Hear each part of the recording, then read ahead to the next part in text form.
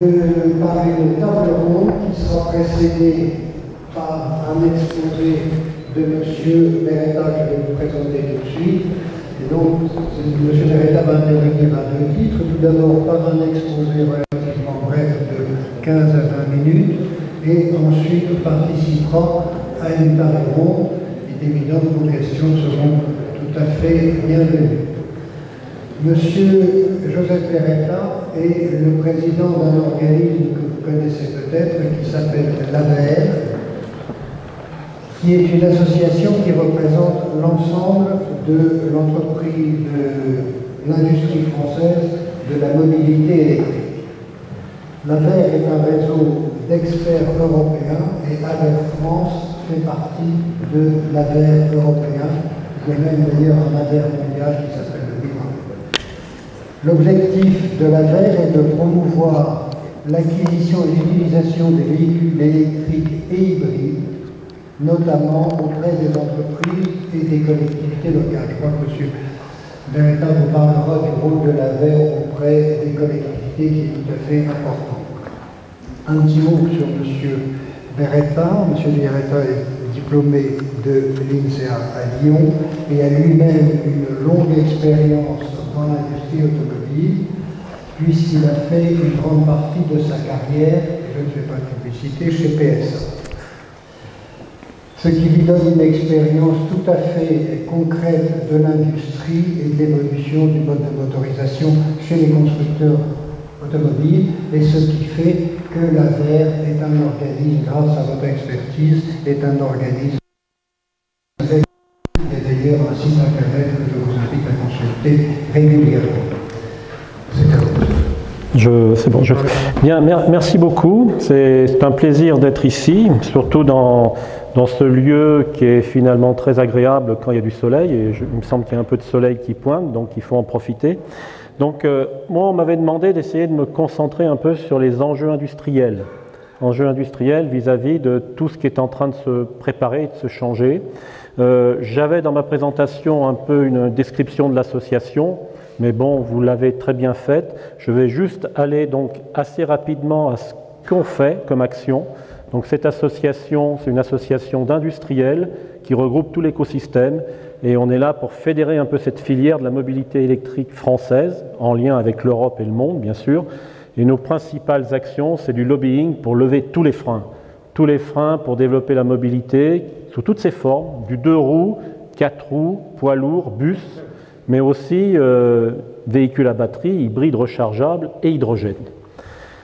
Donc on fait beaucoup de choses, on a notre site internet et on développe aussi, parce que notre action, on est basé sur Paris, on a des très bonnes relations avec tous les ministères, et on se rend compte que pour aller plus loin, il faut être au plus près des acteurs, au plus près des utilisateurs. C'est pour ça qu'on a créé un réseau d'associations régionales, et on essaye, normalement on devrait arriver d'ici la fin de l'année, à mailler toute la France, c'est-à-dire on voit les zones blanches qui restent, il en reste 2-3, elles devraient être comblées d'ici la fin de l'année, début de l'année prochaine.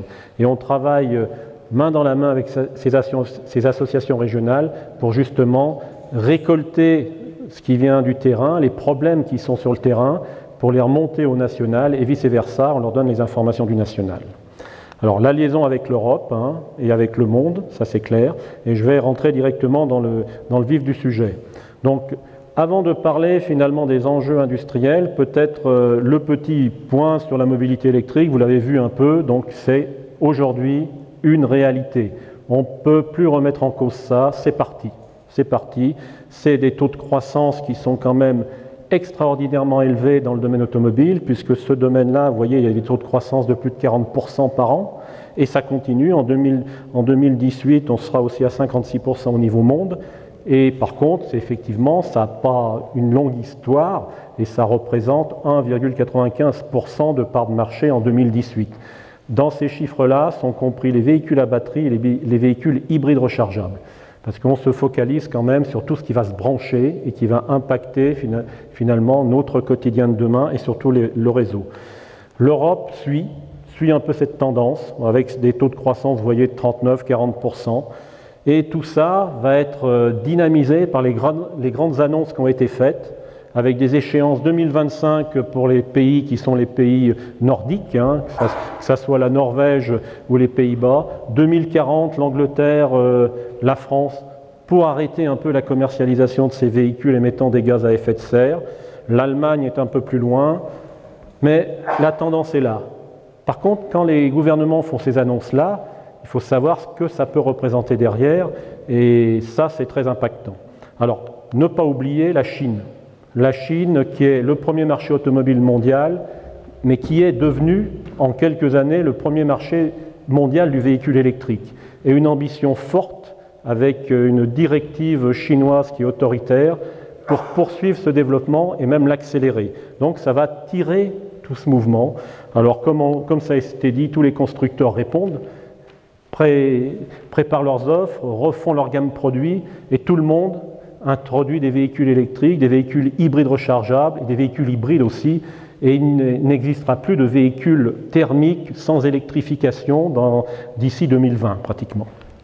Alors, parallèlement à ça, on voit les constructeurs, on a les États qui font des annonces, et on va contraindre de plus en plus l'utilisateur. Donc se créent, partout en Europe, partout aussi dans le monde, des zones à circulation restreinte, ou comme on dit en Europe, des low emission zones, qui vont être réservées aux véhicules qui seront tagués propres, et de plus en plus propres. Donc effectivement, c'est le cas, c'était un peu l'Angleterre qui a lancé ça, ça s'est diffusé dans les pays européens. La France avait encore un peu de réticence, c'est parti en France, et ça va continuer à se développer. Alors pour soutenir ce marché, parce que quand on voit les taux de pénétration, on est quand même à des taux de pénétration faibles, le véhicule, comme on vous l'a présenté, est toujours un peu plus cher. Donc en France, on a un tas d'aides qui permettent de soutenir ce marché, et que ce soit des aides à l'achat, des aides à l'usage, ou des aides même aux infrastructures de charge. Alors je voudrais juste revenir sur un point qui a été évoqué. Comment je fais pour installer ma prise dans les immeubles en copropriété?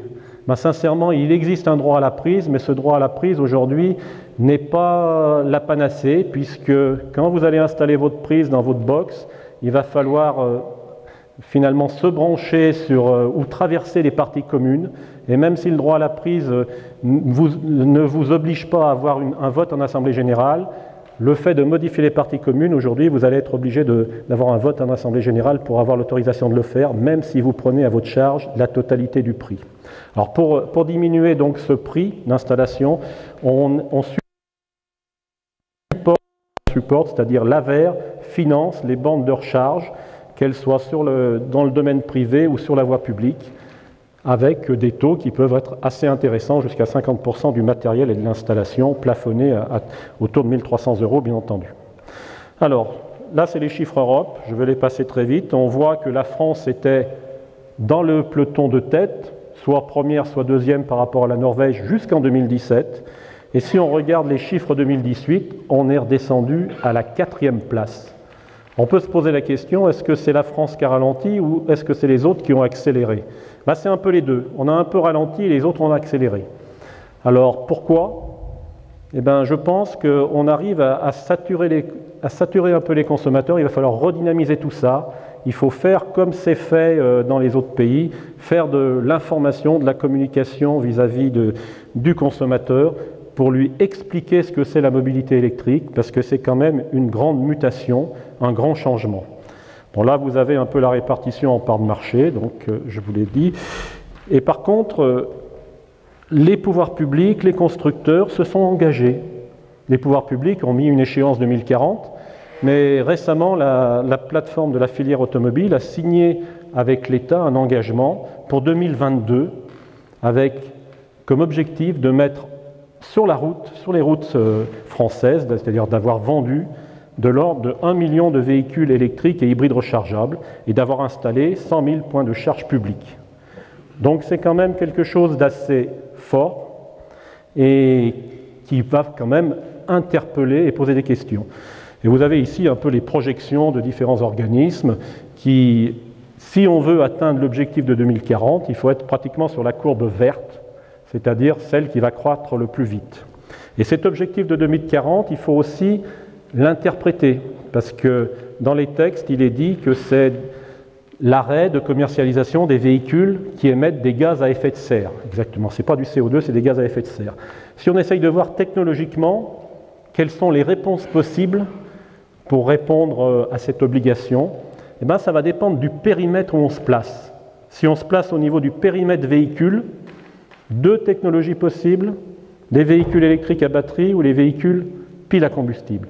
Si je remonte au niveau du combustible, c'est-à-dire je prends du puits à la roue, là j'élargis le panel des technologies et je peux intégrer les technologies finalement de biocarburants, à condition biocarburants et puis de sun fuel ou de fuel synthétique, mais il faudra que je sois vigilant pour faire en sorte que le carburant électrique ou le carburant hydrogène soit décarboné. Et si jamais je prends comme périmètre l'analyse de cycle de vie, ben là, on arrêtera de rouler. Clairement, il faudra prendre le vélo. Et encore, le vélo, pour le fabriquer, on va peut-être émettre du carbone. Alors, cette grande mutation, électrification, ça change beaucoup de choses. Si on part d'une chaîne de traction, on a 1400, voire plus composants. Et finalement, si je bascule ça en motorisation électrique, j'ai une batterie, un moteur, allez, 200, 300 composants, si je ne parle pas des sous-ensembles de la batterie. Donc là, ça change quand même beaucoup de choses. Mais si on se limite à ça, on se dit, bah, c'est simple, ça va même simplifier la vie de tout le monde. Il va y avoir, ça va être plus simple à fabriquer, ça va être plus simple à entretenir. Mais finalement, cette électrification, c'est une mutation qui touche à la fois la technologie, l'industrie, c'est-à-dire l'outil de fabrication, la partie environnement, si on veut tenir compte de ce que ça va impacter, la partie énergétique avec le réseau, la partie sociétale, il va falloir changer nos habitudes, on ne va plus passer à la station, on ne va plus faire réparer nos véhicules de la même façon, les compétences qu'il faut pour développer, pour entretenir ces nouveaux véhicules, le modèle d'affaires, ben, on ne va plus payer du litre de carburant, je paye de l'électricité, je paye un abonnement à un système de qu'il ne faut pas oublier parce que l'État ne va pas s'oublier sur le passage. Et si je regarde un peu tous ces domaines, et puis il y en a bien d'autres, mais ça c'est les principaux, tous ces domaines ont des cycles de vie complètement différents. Quand je parle de technologie, je dirais on y est, la technologie on la maîtrise. Quand je parle d'industrie, eh ben non, les usines il faut les transformer. Et là c'est du 5, 10, 20 ans. De l'environnement, si je me place au niveau du CO2, là j'ai plusieurs dizaines d'années, sur l'énergie, changer on se planifie ça à 30, 50 ans.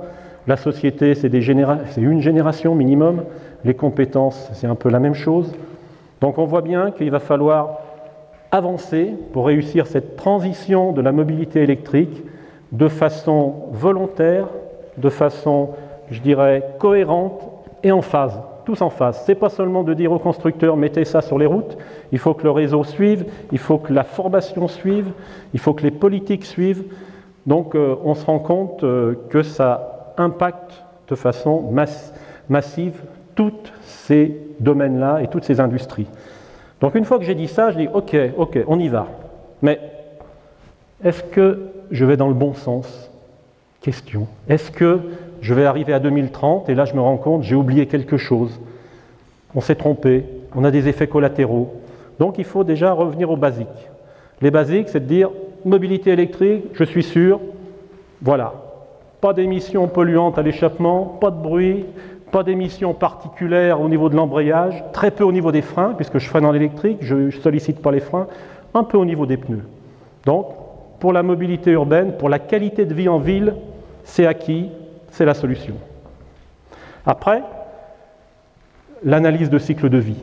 Et oui, on se dit, c'est bien beau ça, mais il ne faut pas seulement regarder notre petit pays. On est là en France, le CO2 c'est quelque chose de mondial, donc il faut aller plus loin que finalement ce que j'émets au pot d'échappement, ce que j'émets pour fabriquer mon électricité. Il faut remonter jusqu'à la fabrication du véhicule. C'est pour ça qu'on s'est lancé dans une grande étude avec les partenaires qui sont là. Vous voyez, on a voulu avoir toutes les compétences, associer les ONG, les électriciens, les batteries, finalement l'ADEME, l'AVER, les ONG, Renault en tant que constructeur, et je pense qu'on vous l'a déjà présenté, mais cette étude est assez particulière parce qu'elle va plus loin que l'analyse de cycle de vie, je dirais, classique. L'analyse de cycle de vie classique, c'est ce premier cercle.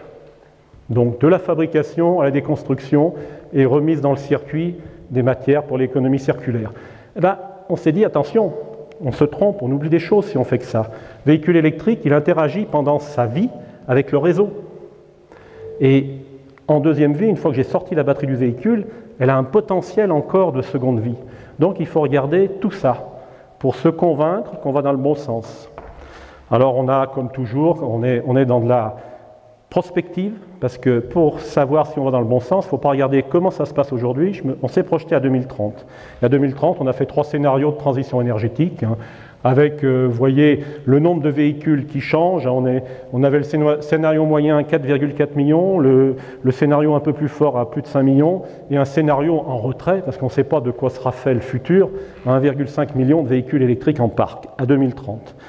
Ce qu'on peut dire si on prend le scénario moyen, parce que je ne vais pas tout vous décrire, cette étude est téléchargeable sur les sites des différents partenaires, c'est que aujourd'hui, déjà, le véhicule électrique vis-à-vis du CO2, pour une berline, c'est bon. Et demain, ça sera encore meilleur. 2,5 fois plus faible qu'un véhicule à batterie, 2,5 fois meilleur qu'un véhicule à essence, pour une berline. Donc ça vaut la peine, en tenant compte du recyclage. C'est en France. C'est pas en Inde, c'est en France, c'est clair. De la même façon, pour une berline, c'est 40% de moins. Avec l'électricité française nucléaire décarbonée, pas seulement le renouvelable.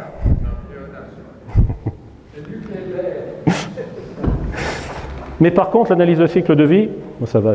L'analyse de cycle de vie, c'est, vous voyez, c'est pas que le CO2, c'est tous les autres indicateurs. Et on a balayé tous les indicateurs, et il n'y en a pas un où on est vraiment mauvais. Il n'y a que celui-là, qui est l'acidification, où on est à peu près pareil qu'un véhicule thermique.